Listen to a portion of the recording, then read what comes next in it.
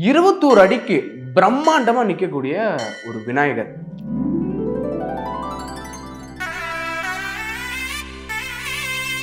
நம்ம கழுத்து வலிக்கிற அளவுக்கு நம்ம வான்ல உயர்ந்து பார்க்கக்கூடிய ஒரு பிரம்மாண்டமான முருகர்.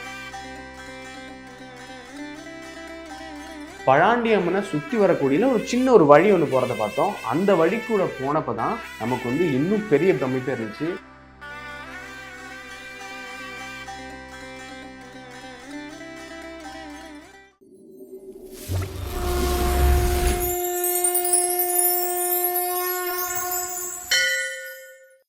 நூறு ஆண்டு பழமையான ஒரு அம்மன் கோவில் நம்ம சென்னையில் இருக்கு.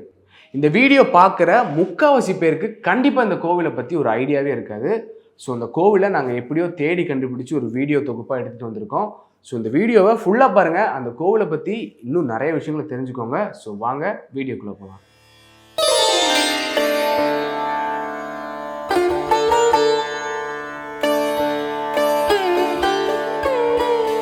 பழாண்டியம்மன் திருக்கோவில் சென்னையில் வானுவம்பேட்டில் தான் இந்த கோவில் அமைஞ்சிருக்கு. இந்த கோவிலில் நம்ம கால் எடுத்து வச்ச உடனே நமக்கு பெரிய பிரமிப்புகளை தான் இந்த கோவில் கொடுத்துச்சு. அப்படி என்னெல்லாம் பிரமிப்புகள் இருந்துச்சு, இந்த கோவிலோட வெளிப்புற அமைப்பு எப்படி இருக்குது, உள்புற அமைப்பு எப்படி இருந்துச்சு அப்படிங்கிறது எல்லாத்தையும் இந்த வீடியோவில் நம்ம பார்ப்போம். ஸோ இந்த கோவிலுக்கு உள்ளே நம்ம வந்த உடனே காணக்கூடிய காட்சி என்ன அப்படின்னு பார்த்தீங்கன்னா, நம்ம வலதுபுறமாக 21 அடிக்கு பிரம்மாண்டமாக நிற்கக்கூடிய ஒரு விநாயகர்.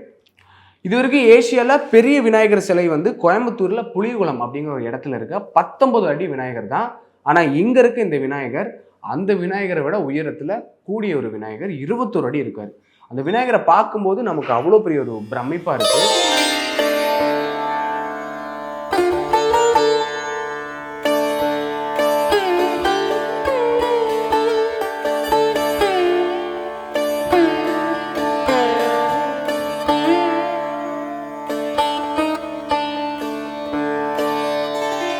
விநாயகர் அப்படின்னு சொன்ன உடனே நம்ம எல்லாருக்கும் மனதில் வர முதல் விஷயம் என்ன அப்படின்னு பார்த்தீங்கன்னா, தோப்பு கரணமாக இருக்கும்.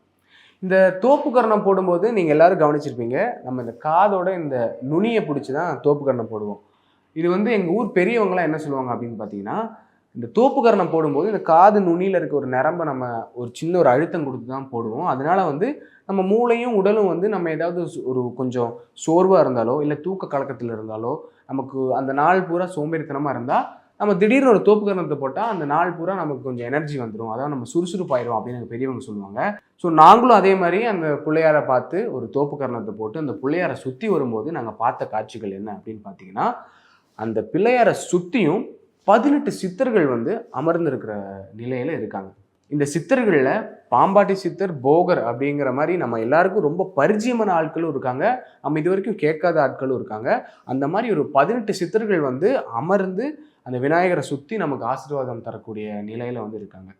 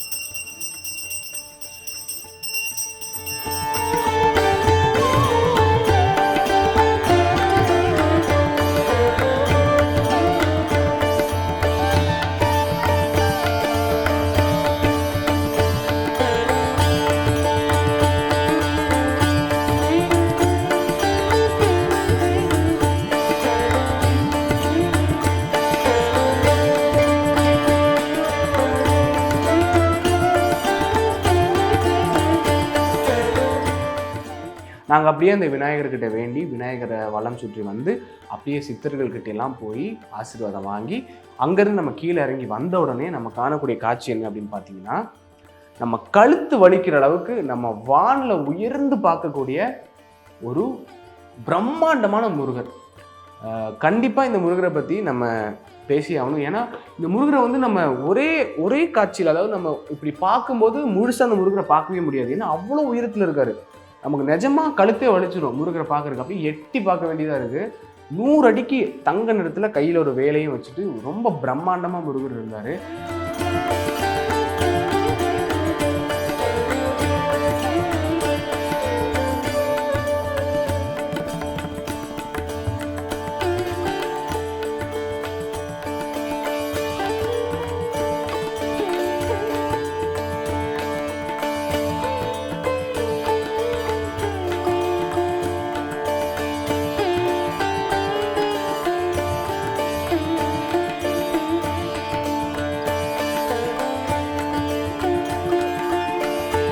இந்த முருகரை வந்து இந்த மலேசியா முருகரை வந்து நம்ம இந்த ஃபோனில் ரீல்ஸில் இல்லை வீடியோஸில் ஃபோட்டோஸில் இல்லை சினிமா பாடல்கள் எல்லாம் நம்ம பார்த்துருப்போம். அந்த ஒரு முருகரை வந்து அப்படியே நேரில் பார்க்குற மாதிரி ஒரு ஒரு பிரமிப்பு வந்து நம்ம மனசுக்குள்ளே வந்துச்சுன்னே சொல்லலாம். அந்த முருகரை பார்க்கும்போது அந்த முருகரை பற்றி நம்ம கூடுதலாக நிறைய விஷயங்கள் கேட்டோம். அப்போது அந்த முருகரை வந்து கட்டினவங்க என்ன சொன்னாங்க அப்படின்னு பார்த்தீங்கன்னா, இந்த மலேசியாவில் இருக்க முருகர் வந்து 140 அடி முருகர். அப்போது அந்த முருகரை விட கூடுதலாக உயரத்தில் இந்த முருகர் இருக்கணும் அப்படின்னு வந்து இந்த பணியை தொடங்கும் போது இவங்க நினச்சிருக்காங்க. அப்போ அதுக்கேற்ற மாதிரி இந்த பணி நடந்துகிட்டே இருக்க சமயத்தில் வந்து விமான நிலையத்தில் இருக்க ஊழியர்கள் வந்து இதுக்கு மேலே நீங்கள் இந்த உயரத்தை கூட்டக்கூடாது, இதோட நிறுத்திக்கலாம் அப்படின்னு சொன்னதுனால மட்டுமே இந்த முருகரை வந்து 100 அடிக்கு அவங்க நிறுத்தியிருக்காங்க. 100 அடி அந்த முருகர் வந்து கோவிலுக்குள்ளே போகும்போது அவ்வளோ பிரம்மாண்டமாக இருக்கார். இதை விட இன்னொரு பிரமிப்புக்கூடிய விஷயம் என்னென்னா, நம்ம அந்த கோவிலுக்கு வரும்போது சாலையில் வரும்போதே அந்த முருகர் வந்து நமக்கு காட்சியளிக்க ஆரம்பிச்சிருவார். ஸோ அந்த மாதிரி இந்த தங்க முருகன் ஒரு சென்னைக்கு வந்து ஒரு ஸ்பெஷலான விஷயம் அப்படின்னே சொல்லலாம். நீங்கள் யாராவது இந்த வீடியோ பார்க்குறவங்க போகணும் அப்படின்னு நினச்சிங்கன்னா மறக்காமல் கண்டிப்பாக போங்க. ஏன்னா இது ஒரு லைஃப் டைம் எக்ஸ்பீரியன்ஸ் அப்படின்னு சொல்லலாம். அவ்வளோ பிரம்மாண்டமாக அழகாக இருந்தார் முருகர். அப்படியே இந்த 100 அடி முருகரை பார்த்துட்டு நம்ம கீழே பார்த்தா சின்னதாக இன்னொரு முருகர் இருந்தார். அவரை தான் வந்து அபிஷேகம், பொட்டு, பால், பழம்லாம் அவங்களுக்கு தான் வைக்கிறாங்க. ஏன்னா இந்த 100 அடி முருகருக்கு வந்து வைக்க முடியாது தினசரி. அதனால் அந்த சின்ன முருகருக்கு தான் எல்லா வழிபாடும் இதெல்லாம் பண்ணுறாங்க. இடதுபுறமாக வந்து சிவன் இருக்கார். அதாவது சிவலிங்க வடிவமாக இருக்கார். சிவலிங்க வடிவமுக்கு எதிரிலே வந்து நந்தி வந்து ஒன்று அமர்ந்துருக்கு. நாங்கள் போன சமயத்தில் அங்கே வந்து சனி பிரதோஷ பூஜைகள் வந்து நடந்துச்சு.